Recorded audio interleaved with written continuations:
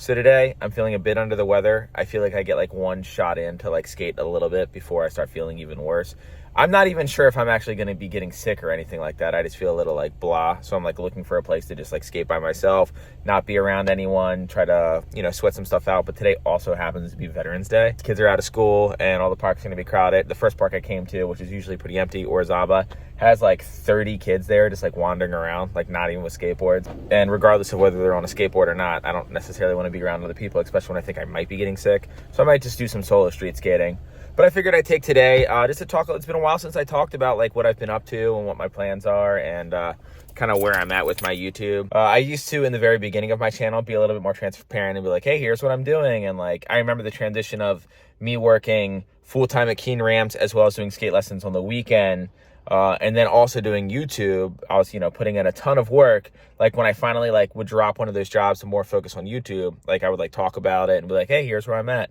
But I've been on this very like steady stream of things kind of going pretty well for me in the YouTube sphere of like my channel is like still growing and I'm still making the exact videos that I want. I think a lot of people are kind of confused on how my videos come about because I get a lot of comments being like, you should do this. And like, here's an idea. And for those you have been around for a while, you kind of have a better grasp of like what I do. Basically, my videos are in chronological order.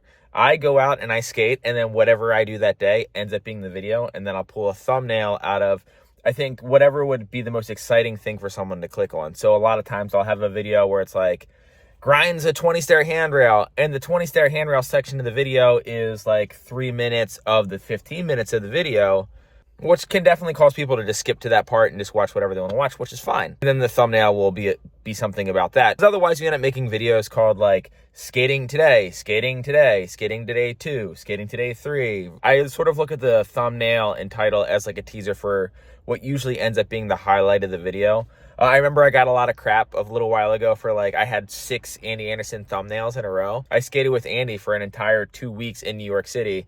And each and every one of those videos, the most exciting thumbnail that I could pull out of it happened to be something that Andy was doing. But, when we went to Philadelphia, even though Andy was in that video, John was the thumbnail because he was kickflipping that big set. Or when John was ollieing that huge double set, that ended up being the thumbnail. Whatever is the most exciting piece ends up being whatever the thumbnail is. Just Andy's always just like, his colors are always bright and he's always doing some funky shit. So it's easy to get a thumbnail out of him doing something that sort of like shines. But like, that's just the name of the game. People also seem to think that that's clickbait. But clickbait is when you promise something that doesn't actually come to fruition in the video. So that would be like me calling a video a 20-stair handrail, and then there's no 20-stair rail, and maybe there's like a 10-stair rail, and then like I talk about someone possibly skating a 20-stair handrail, but no one actually skates a 20-stair handrail. That would be more like clickbait. And if you've been following this channel for a while, there was a point in time where I was very open about doing experiments with like titles and thumbnails.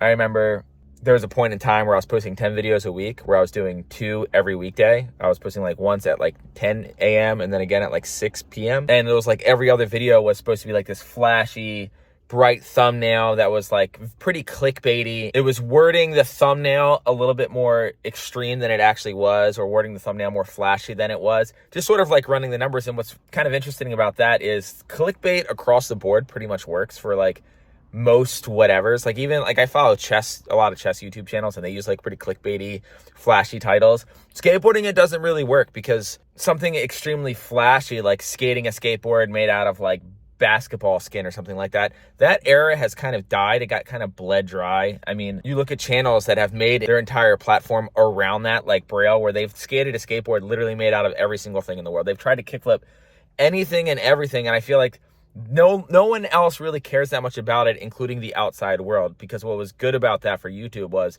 they were marketing to like skateboarders. Like some skateboarders might want to see someone skate something weird, but also people who don't skateboard, that might seem sort of flashy. Like, what's this obscure thing that they're doing? And we see now that even that's dying down. And along with that, I feel like the real flashy, clickbaity titles and thumbnails have died as well. Because I'd like to think, and it seems like I get a lot of comments sort of confirming this, that like people watch my videos because it's just me going out and skating with my friends. And yes, sometimes it's a bit more flashy with who I go out with. Maybe I'll be skating with a pro skater, or we'll be skating a famous spot, or there'll be some sort of like new trick that we try to come up with.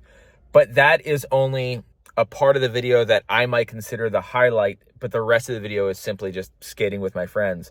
And it's pretty neat to get comments of people who live where there's not a lot of skaters being like, hey, like I feel like I'm skating with you guys. Or the amount of comments that I've gotten about people getting back into skateboarding is my favorite. Like Like, I'm 35, and by no means do I have any feeling that I'm like slowing down. I definitely feel my body aging. I take longer to heal, take longer to warm up, but like, I'm still learning new tricks, and I still think I'm getting better at skateboarding. And I am always constantly fighting back to get back to like where I was at my best. Like currently, like I'm not there because I just took 31 days off. I had that hurt rib. But I'm finally starting to get back to a place where I feel really comfortable on my skateboard. And a lot of my old tricks will come back without me relearning them, because like as your muscle memory like starts to come back, it kind of all comes back. At least that's been my experience. But getting those comments of like, I'm 41 and I haven't skated in 8 years, and I just did my first 360 flip the other day. Like that shit gets me so stoked. And I get those like a lot. Like every video, I get like 10 of those. I'm pretty hyped that like I'm reaching that demographic. And I think a part of it has to do with like, I'm pretty millennial-esque. Like a lot of the people that I try to skate with or that I fan out on, like when I skate with Jeremy Ray or Leo Romero or Chris Haslam, these are all skaters that my generation very much looked up to. And it's cool that I'm reaching the audience that also has those nostalgic feelings for a lot of these skaters, because they're all still skating. Like Jeremy Ray's still doing frontside 360s better than everyone. It's pretty rad. But here's a quick change that I wanted to talk about that my channel's kind of been going through, and that is the length of my videos. In the very beginning of my channel, I was told that videos usually do better between like 10 and 12 minutes. So that's where I kind of try to keep it. But I ended up always filming more than I needed to. So they ended up starting getting a little bit longer and then longer. And then I think at one point in time, I had too much footage from one day, and it was like, I don't want to make 2 videos out of this because it's the same day, even though I do that a lot now. But I was like, I'm just going to make a long video. I made a 20-minute video, and I got a lot of comments about people being really stoked on it. I did that for a while, like 20-minute long videos. Then some of them was 16, and then randomly some would be like 28. And then I just started feeling like I was filming more shit just to make the video longer. I felt like I was putting stuff in the video that didn't need to be in the video, that didn't add anything. It was just to fill the time to get to that number. So I stopped doing that, and I started intentionally making shorter videos where I was trying to go from like 8 to 10 minutes, sort of like forcing like, okay, the cream of the crop is going to be this video. It's going to be only makes, no bails. The only talking in the video is going to be something that I think is like really relevant, and then go on to the next video, to where you would film almost the same amount as the other videos, but you would really chop it up. But then I started getting a ton of comments about, well, your videos are too short. You need to make longer videos. And then I finally came to the realization that you should only be making videos as long as they're supposed to be. So if I film all day, but there's only like 10 minutes of like usable good stuff in that video, the video is 10 minutes long. If I film for 2 hours, but I got 25 minutes of like worth viewing in my eyes footage, the video is going to be 25 minutes long. And that seems like a very obvious way to go about it. But it is like very tempting, because you know the longer the video is, the more money it can make you, the more the algorithm will push you. But then again, if you do a 10-minute long video and people are watching the entire thing, the algorithm will push that. There's all sorts of different ways to go about making videos, but you can't make videos for the algorithm. You have to make it for your audience. And ultimately, I think that would translate into the algorithm being like, oh, well, this video is doing well in this way. Recently, I've been making a lot longer videos, and I'd be lying if I said it doesn't have to do with the month being November and then December. November and December are notoriously the highest paying months, because the RPM, which is how much you get paid on YouTube per million views, is the highest. So if I have a 20-minute long video this month, it could possibly make twice as much as a 20-minute long video, let's say in January, which is the worst paying month. But with these longer videos, I'm not throwing crap in. I'm just filming a lot more. I'm trying to skate a lot more. And I didn't really realize it until yesterday how much I'm spreading myself thin. Because before, when I filmed a ton in a day, that would be 2 videos. And when I'm a video ahead, I get to take a day off.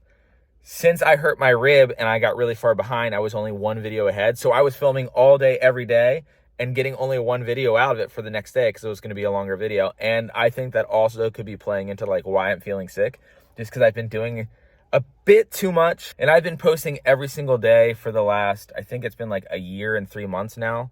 And in those year and 3 months, I think I've missed 5 or 6 days that I haven't posted. So I'm about to go to Arizona Monday with Haley, and obviously I'm going to be filming videos then. But ironically, I think that this month, the highest paying month pretty much, I am going to take a few days off and not post anything, which sucks because the sickness is probably going to cut into that. So they might not actually feel like vacation days. It just might be like rest days because I'm sick. But yeah, that's just sort of where I am with like posting these videos and like my, I guess, strategy. basically film whatever happens that day. And the more I film that day, the longer the video is, or the more tricks that my friends land and I land, the longer the video is. And even though I've been posting every day, it hasn't really been that uncomfortable at all. It's been way easier than any fucking 9-to-5 job I've ever had. Way easier than construction, way easier than iron pouring, way easier than my first job I ever had, which was at Walmart. And even though it's more physically demanding and it takes way more hours to do, it's not like I'm working. I'm just skating with my friends. So that's like the benefit. Like, I'm just hanging out with my friends. There is nothing inauthentic about like how excited I am when I'm skating in these videos. There's nothing inauthentic about like joy that we're all having when we're skating these parks or the street. Like, that's all real. I mean, think about your own sessions. It's really fun to go skateboarding. And that's what I get to do for a living. And I could not feel more lucky than to end up in the situation that I am in. Because for the first time in my life, I am not living paycheck to paycheck. For the first time in my life, I'm having a savings as well as having some money to treat myself. And if I want to go to Arizona for a couple of days, I can do that. And even though I've had the means to take a long vacation for a while, I haven't done it. And I think maybe definitely sometime in 2023, I will take my first break for, I don't know how long that would be, like a week or two. I don't know.